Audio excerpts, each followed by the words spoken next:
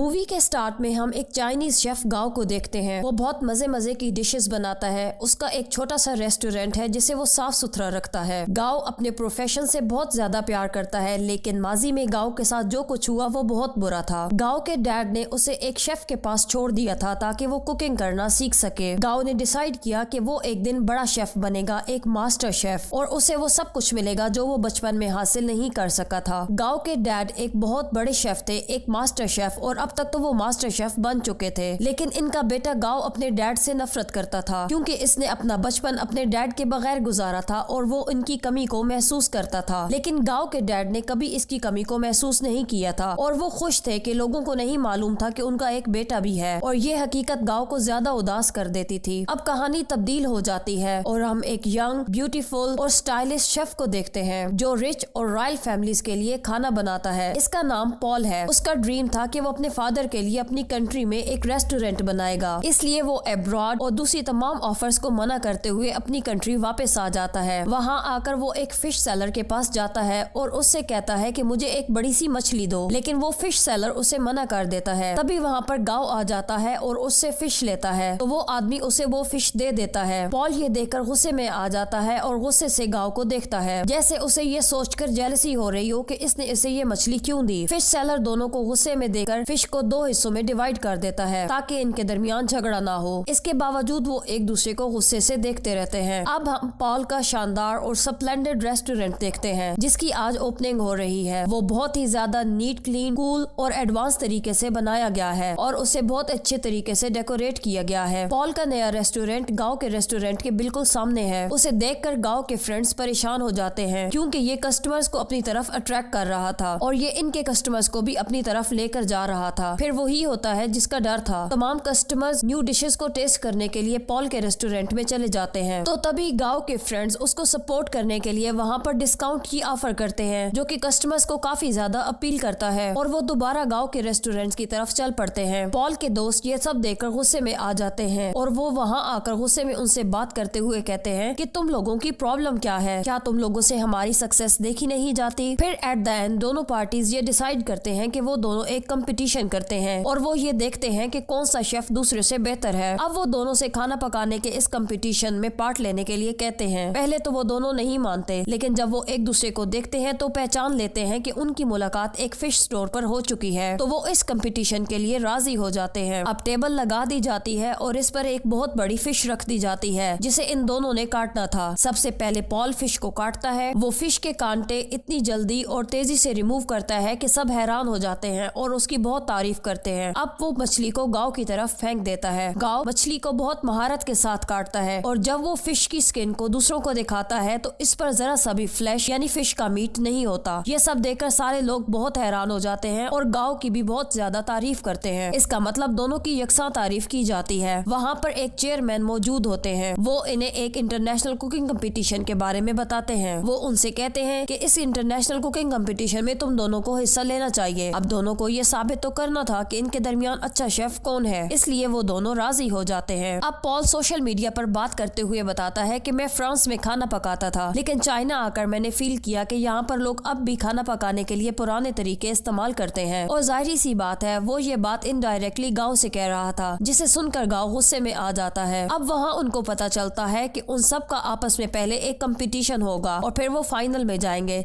जहाँ पर उनका कंपटीशन मास्टर शेफ के साथ होगा और वहाँ पर उन्हें मास्टर शेफ से मिलने का मौका मिलेगा। वो मास्टर शेफ कोई और नहीं बल्कि गांव के डैड थे। पॉल की दोस्त गांव के रेस्टोरेंट में आती है और उसकी आकर दोस्त से कहती है कि मैं तुम्हें अपने रेस्टोरेंट में इनवाइट करती हूँ, तुम दोनों हमारे रेस्टोरेंट में आओ और आकर खाना खाओ। अब गांव और उसकी दोस्त पॉल के रेस्टोरेंट में चले जाते हैं, लेकिन पॉल उन्हें खाना सर्व नहीं करता बल्कि उसकी वही दोस्त सर्व करती है जो उसे इनवाइट करने के लिए आई थी। वो खाना बज़ाहिर तो फ्राइड एग और प्लांट के पॉट की तरह दिखाई दे रहा था, लेकिन उसका टेस्ट बहुत ही ज्यादा डिफरेंट था। गांव ये चखने के बाद सोचता है कि पॉल के खाना पकाने का तरीका वाकई बहुत ज्यादा एडवांस है और वो रेस्टोरेंट के किचन में चला जाता है और गुस्से से चीखते हुए कहता है कि पॉल, तुम ये खाना पकाकर क्या साबित करना चाहते हो कि क्या तुम बहुत बड़े कुक हो। पॉल ये सुनकर खामोश हो जाता है और उसे मीट को पकाने का चैलेंज करता है कि दोनों में से कौन ज्यादा अच्छा मीट पकाता है। गांव इस चैलेंज को एक्सेप्ट कर लेता है। गांव मीट को बहुत अच्छे तरीके से पकाता है जो कि देखने में काफी ज्यादा डिलीशियस लग रहा था। अब पॉल इससे कहता है कि मैं तुम्हें इसी रेसिपी को बनाकर दिखाता हूँ। पॉल स्टार्ट करता है और बहुत ही कम वक्त में वो डिश पकाकर तैयार कर देता है। गाओ जब इसे सूंघता है तो उसे महसूस होता है कि इन दोनों की डिशेस में कोई फर्क नहीं। अब वो समझ जाता है कि पॉल के खाना पकाने का तरीका इंतहाई एडवांस है और वो परेशान होकर उसकी जगह से चला जाता है। अब कोई गाओ से आकर कहता है कि तुम्हें तुम्हारे डैड बुला रहे हैं। गाओ अपने डैड के पास जाता है और कहता है कि अब आपने मुझे क्यों बुलाया, हालांकि आप तो मुझे अपना बेटा भी नहीं मानते। तो उसके फादर शेफ कहते हैं कि ये सब कुछ मैंने तुम्हारे लिए किया कि लोग ऐसा ना कहें कि इंटरनेशनल शेफ की वजह से तुम्हें इस कुकिंग कंपटीशन में पार्ट लेने का मौका मिला। मैं चाहता हूँ तुम ये सब खुद करो। इस पर गाओ कहता है कि मुझे आपकी सपोर्ट की कोई जरूरत नहीं, क्योंकि जब मुझे आपकी सपोर्ट की जरूरत थी तब आप मेरे साथ नहीं थे। अब मैं सब कुछ अपने लिए खुद कर सकता हूँ। ये कहकर वो वहाँ से चला जाता है क्योंकि उसे अपने डैड की किसी बात पर कोई भरोसा नहीं है। अगले दिन इंटरनेशनल कुकिंग कंपटीशन स्टार्ट होता है। सब कुछ रेडी होता है, तमाम ऑडियंस और जजेस भी तैयार होते हैं और पार्टिसिपेंट्स भी। टाइम स्टार्ट होता है। पॉल को एक स्वीट डिश मिलती है जबकि गाओ को एक चिकन डिश। दोनों मेहनत के साथ अपनी अपनी डिशेस रेडी करते हैं और पॉल तो टाइम से पहले ही अपनी डिश कंप्लीट कर लेता है। बाद में गाओ की डिश भी काफी ज्यादा टेस्टी होती है और वो भी अपना चैलेंज टाइम से पहले कंप्लीट कर लेता है। जजेस और ऑडियंस बहुत ज्यादा इम्प्रेस होती है। अब उनके खानों को टेस्ट करने की बारी होती है। दोनों को टेस्ट में एक जैसे नंबर मिलते हैं क्योंकि जजेस को दोनों के टेस्ट में ज्यादा फर्क नहीं मिलता, यानी दोनों की डिशेस काफी ज्यादा लजीज थी। फिर स्टेज पर एक जज आते हैं और वो इस कंफ्यूजन को दूर करते हुए कहते हैं कि इस बात में कोई शक नहीं कि दोनों पार्टिसिपेंट्स का खाना नहायत शानदार था, लेकिन हमें पॉल की प्रेजेंटेशन और उसकी टाइम मैनेजमेंट ज्यादा पसंद आई है, तो पॉल ने ये मुकाबला जीत लिया है। पॉल यहाँ पर काफी ज्यादा खुश है और गाओ मुकाबला हार जाता है, इसलिए वो मायूसी में अपने घर जाने के बजाय वीडियो गेम्स खेलने चला जाता है। वो काफी दिन तक अपने आप को इसी तरह बिजी किए रखता है। फिर एक दिन वही शेफ उसके पास आते हैं जिसके पास उसने अपना बचपन गुजारा था। वो गाओ को समझाते हैं कि देखो, जीत और हार इंसान की जिंदगी का हिस्सा है। अगर आप आज जीत नहीं सके तो इसका ये मतलब नहीं कि आप कल भी नहीं जीत सकेंगे। लेकिन गाओ घर आने को तैयार नहीं होता। काफी टाइम के बाद वो उसको कन्विंस कर लेते हैं कि वो घर जाए और कंपटीशन के लिए खुद को रेडी करे। पॉल खुश होकर अपने रेस्टोरेंट चला जाता है जहाँ पर उसके साथ उसके दोस्त भी बैठे हुए थे। उसके दोस्त उसे एडवाइस करते हैं कि तुम अपनी फ्रेंड को मौका क्यों नहीं देते, वो एक टाइम से तुम्हारे साथ है और तुम उस पर ट्रस्ट करो और तुम उसे ये इजाजत दो कि वो इंटरनेशनल कंपटीशन में तुम्हारे रेस्टोरेंट को रिप्रेजेंट कर सके। पॉल उससे कहता है, हाँ वो मेरी अच्छी दोस्त है, मैं उससे इनकार नहीं करता, लेकिन वो खाना पकाना तक नहीं जानती, तो मैं कैसे इंटरनेशनल लेवल पर उसे अपने रेस्टोरेंट को रिप्रेजेंट करने दे सकता हूँ। फिर उसका दोस्त उससे मजीद बातें करने लगता है। उसकी बातों से ऐसा मालूम होता है कि वो अपने दोस्त के खिलाफ कोई चाल चल रहे हैं। उनके दिल में लालच पैदा हो रहा है। फिर पॉल की दोस्त वहाँ उसके सामने आती है और सूप के 2 कप उसके सामने रखती है और पॉल से कहती है कि क्या तुम मुझे बता सकते हो कि सूप के किस कप में ज्यादा सॉल्ट है। यहाँ पर पॉल खामोश हो जाता है क्योंकि उसे टेस्ट बड का इशू है। उसके टेस्ट बड ना होने की वजह से वो टेस्ट नहीं कर सकता था और ये नेचुरल था। तो पॉल उदास हो जाता है कि उसकी फ्रेंड ने उसे धोखा दिया और वो दूसरे दोस्तों के साथ मिल गई। तो उसकी दोस्त उससे कहती है, क्या तुमने ये सोचा कि मुझे तुमसे प्यार है? ना, ये तुम्हारी गलत फहमी थी। अब ऐसा कहाँ होता है। मैंने ये सिर्फ इसलिए किया ताकि मैं तुम्हें इस्तेमाल करते हुए इंटरनेशनल कंपटीशन में हिस्सा ले सकूं, क्योंकि इस तरह तो मैं हिस्सा नहीं ले सकती। और तुमने बदले में मुझे क्या दिया? मैंने तुम्हारा राज रखा और क्या तुम मुझे अपने साथ नहीं ले जा सकते? अब मैं खामोश नहीं रहूंगी और मैं भी इस मुकाबले में हिस्सा लेने के लिए जाऊंगी। यहाँ पर एक और राज खुलता है कि पॉल की दोस्त ने अपने दोस्तों के साथ मिलकर उसे धोखा दिया, क्योंकि वो दोनों भी अब कंपटीशन में शामिल हो चुके थे और वो पॉल के खिलाफ एक चाल चल रहे थे कि वो पॉल के रेस्टोरेंट को बेच देंगे और उससे हासिल होने वाली रकम से अपनी जिंदगी स्टार्ट करेंगे। लेकिन पॉल ऐसा नहीं होने दे सकता था। पॉल बहुत ज्यादा उदास था और वो अपने रेस्टोरेंट से बाहर आ जाता है। काफी रात हो चुकी होती है और वो बाहर बैठा ड्रिंक करता है। फिर गाओ भी वहाँ पर आ जाता है और उसके पास बैठते हुए कहता है कि तुम क्यों उदास बैठे हो? अब तो तुम कंपटीशन भी जीत चुके हो, तो तुम्हें खुश होना चाहिए। फिर पॉल उसे कहता है कि हाँ मैं जीत चुका हूँ, लेकिन मैं बहुत कुछ हार भी चुका हूँ। खैर छोड़ो, मैं तुम्हें एक राज की बात बताता हूँ। क्या तुम वो बैनर देख रहे हो? दरअसल वो गाओ के वालिद और मास्टर शेफ की तस्वीर थी। पॉल उसकी तरफ उंगली उठाते हुए कहता है कि वो मेरे आइडियल हैं, मैं इन जैसा बनना चाहता हूँ। फिर गाओ हल्के से मुस्कुराता है और कहता है कि हाँ वो मेरे फादर हैं। तो तुम्हें लगता है कि वो शरीफ आदमी है और तुम उन जैसा बनना चाहते हो? तो मैं तुम्हें बताता हूँ कि मेरे डैड वैसे बिल्कुल भी नहीं है जैसे नजर आते हैं। ये सब सुनकर पॉल बहुत ज्यादा हैरान होता है और उससे कहता है कि खामोश हो जाओ, तुम मजाक मत करो। ये कहकर गाओ उसके साथ जो कुछ पास्ट में हुआ था उसे उसकी स्टोरी सुनाता है। इस पर पॉल कहता है कि अब हम क्या कर सकते हैं। तो गाओ उसे कहता है कि हम ये बॉटल्स फेंक सकते हैं। फिर वो दोनों खाली बॉटल्स लेकर इस पोस्टर की तरफ फेंकने लगते हैं। दोनों बहुत ज्यादा खुश होते हैं और यहाँ पर इन दोनों की दोस्ती हो जाती है और ये मोमेंट बहुत ही ज्यादा क्यूट होता है। पॉल जब वापस आता है तो वो देखता है कि उसकी फ्रेंड उसके रेस्टोरेंट का सौदा कर रही है। पॉल उनसे कहता है कि तुम यहाँ क्या कर रहे हो और तुम मेरी इजाजत के बगैर ये कैसे कर सकते हो। तो उसका दोस्त उसे कहता है कि हमें बताओ कि तुम इंटरनेशनल कंपटीशन में अपने साथ किसे लेकर जाओगे, क्योंकि वहाँ पार्टनर के बगैर आप खाना नहीं बना सकते, तो तुम्हारे साथ कौन जाएगा? क्या तुम अपनी दोस्त को लेकर जाओगे? तो पॉल कहता है मैं पागल नहीं हूँ, मेरा दिमाग अभी नहीं खराब, मैंने डिसाइड कर लिया है कि मैं किसे साथ लेकर जाऊंगा जो वाकई डिजर्विंग है। यहाँ पर वो गाँव के नाम का ऐलान करता है। ये सुनकर इसके दोस्त बहुत ज्यादा जेलस हो जाते हैं और इनमें से एक पॉल को कहता है कि देखो मैं तुम्हारा कैरियर तबाह कर दूंगा। तो पॉल गुस्से से इस पर अपना सर मारता है और वो उन्हें वहाँ से भगा देता है। जब वो सब चले जाते हैं तो गाँव का शेफ उससे कहता है कि सर क्या आपने वाकई सोचा है कि आप गाँव को साथ लेकर जाएंगे? तो पॉल कहता है क्यों नहीं। वो गाँव के शोल्डर पर पैट करता है और उसे कहता है कि तुम डिजर्विंग हो। फिर वो कंपटीशन की तैयारी शुरू कर देते हैं। इन दोनों के दरमियान ये डिसाइड होता है कि पॉल गाँव को एडवांस कुकिंग के तरीके सिखाएगा, जबकि गाँव उसे खाना पकाने के पुराने तरीके सिखाएगा। गाँव ने पॉल से कहा कि तुम परेशान मत हो, अगर तुम्हें टेस्ट बड का इशू है तो मैं उसे बेहतर करने में तुम्हारी मदद करूंगा। और वो उसे समझाता रहता है और इसी तरह वो दोनों खाने की प्रैक्टिस करते हैं। उन दोनों का टाइम अच्छा चल रहा होता है। वो रोजाना वहाँ गाना गाते हैं, डांस करते हैं और बातें करते हुए खाना पकाने की प्रैक्टिस करते हैं। उन दोनों के दरमियान काफी ज्यादा गहरी दोस्ती हो चुकी है। फिर वो दिन भी आ जाता है जब सेकंड इंटरनेशनल कंपटीशन स्टार्ट होता है। वो अपनी डिश को इतनी अच्छी तरह पकाते हैं और बहुत ही कम टाइम में एक परफेक्ट स्वीट डिश तैयार कर लेते हैं। जजेस को उनकी डिश बहुत ज्यादा पसंद आती है। वो कहते हैं कि उन्होंने आज तक ऐसी डिश नहीं चखी और वो दोनों ये कंपटीशन जीत जाते हैं। ठीक कहा, यूनियन इज अ स्ट्रेंथ। अब थर्ड इंटरनेशनल कंपटीशन स्टार्ट होना था और ये कंपटीशन मास्टर शेफ के साथ था जो गाँव के डैड है। यहाँ पर पॉल गाँव से कहता है कि मेरा ख्याल है तुम ये कंपटीशन जीत सकते हो, तो अब तुम जाओ। गाँव पॉल से कहता है कि तुम एक मास्टर शेफ हो और तुम्हें खाना पकाने के जदीद तरीके भी मालूम है और तुम मुझसे अच्छा खाना बना सकते हो। फिर पॉल कहता है नहीं, ऐसा नहीं है, देखो मैंने अपने डैड के ड्रीम को पूरा किया अपना रेस्टोरेंट बनाकर, अब तो पूरा करो और उन्हें एक मास्टर शेफ बनकर दिखाओ। इनके सामने खाना पकाओ और इसे साबित कर दो कि तुम एक बहुत अच्छे शेफ बन सकते हो। गाँव उसकी बात मान लेता है और पॉल खुश हो जाता है। अब थर्ड इंटरनेशनल कंपटीशन स्टार्ट होता है। एक तरफ मास्टर शेफ अपनी डिश पकाने लगते हैं तो वहीं गाँव भी अपनी डिश पकाना शुरू कर देता है। लेकिन गाँव के दिमाग में फ्लैशबैक चलता है जहाँ इसके फादर ने इसे छोड़ दिया था और वहाँ पर बच्चे उसे बुली किया करते थे। वो अपने माजी की इन यादों में खो गया था कि उसके डैड उसके मुंह पर आकर पानी फेंकते हैं और उसे कहते हैं कि खाना पकाना शुरू करो। फिर गाँव कुछ पकाने लगा है जबकि उसके डैड एक बहुत ही मजेदार स्वीट डिश बनाते हैं। ये ऐसी स्वीट डिश थी कि ऐसे लगता था जैसे आग लगी हुई हो और उस पर एक फूल था और इसका जायका बहुत अच्छा था। जजेस को उसकी डिश बहुत पसंद आती है। जब गाँव की बारी आती है और उससे कहा जाता है कि अपनी डिश दिखाओ कि उसने क्या पकाया है, तो वो एक बोल में नूडल्स लेकर अपने डैड के पास चला जाता है। वो इन्हें दिखाता है कि उसने नूडल्स बनाए हैं। मास्टर शेफ उसे टेस्ट करते हैं और उनको वो नूडल्स बहुत पसंद आते हैं। उन्हें वो नूडल्स इतने पसंद आते हैं कि वो अपना हाथ उसे खाने से रोक नहीं पाते। ये वही नूडल्स हैं जो उसने अपने डैड की तरफ से गाँव की डांट का सबब बने थे कि तुम नूडल्स भी नहीं बना सकते। और गाँव ने आज बहुत ही मजेदार नूडल्स बनाए थे और उसके फादर खुद पर काबू नहीं रख रहे थे। वो कहते हैं शाबाश मेरे बेटे, तुमने बहुत अच्छे नूडल्स बनाए हैं। यहाँ पर वो जज्बाती हो जाते हैं। फिर ऑडियंस को मालूम होता है कि उन दोनों का सरनेम एक है और उनके काम करने के अंदाज से जाहिर होता है कि वो दोनों बाप बेटा हैं। यहाँ पर गाँव का ड्रीम भी पूरा होता है और उसके डैड का भी। दूसरी जानिब रेस्टोरेंट में दिखाया जाता है कि पॉल और गाँव अब एक साथ काम करते हैं और उनके कस्टमर्स भी पहले से काफी ज्यादा हैं। लोग उनके खाने की तारीफ करते हैं और उनके रेस्टोरेंट में काफी ज्यादा रश हो जाता है और इसी तरह मूवी यहाँ पर कंप्लीट हो जाती है।